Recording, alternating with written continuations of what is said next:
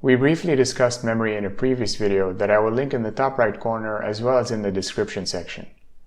As you well know, the memory tape is a limited resource, especially in embedded systems. So we have to be careful when allocating memory so as not to waste space. Let's say we've allocated a patch of the memory tape for variable 1, and we now need to allocate a new patch for variable 2. If we allocate variable 2 here, we run the risk of having wasted the 1 byte of memory that lies between variables 1 and 2.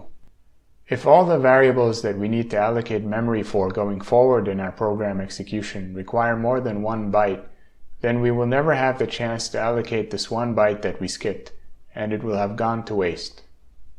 So the first rule we have to follow is easy enough.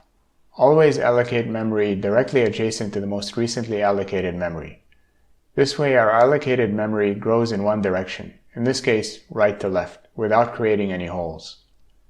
There's a flip side to this rule, of course, that's not quite as trivial. And that is that we need to always free the most recently allocated part of memory.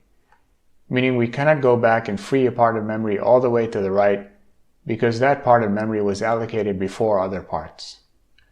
Luckily, if you think about the way a computer program typically executes, you would see that this rule is not very hard to follow. Say you're in function A and have to allocate memory for a bunch of variables in this function's scope before calling function B from function A.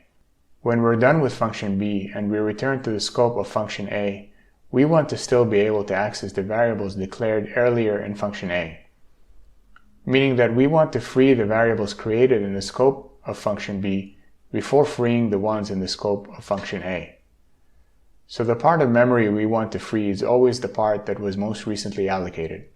Brilliant, everything works out exactly as we wanted. Memory allocated this way is fittingly called stack. The term makes perfect sense if you think of the allocation growing upward as opposed to leftward. The allocation is always contiguous, and we only allocate and free memory from the very top of the stack. You typically should try as much as possible to abide by these rules, but of course C++ allows you to break them by using keywords like new and delete. Such quote-unquote uncivilized memory that does not follow these rules is allocated far to the left of the stack in its own region, fittingly called the heap, so as not to interfere with the stack. As the stack grows contiguously leftward, the heap grows fragmented rightwards. Above and beyond fragmentation, there are additional reasons to avoid the heap. When allocating on the heap, one has to remember to either manually call delete to clear the memory or automate the deletion using, say, destructors. There is also a greater performance cost to the allocation process when performed on the heap versus the stack.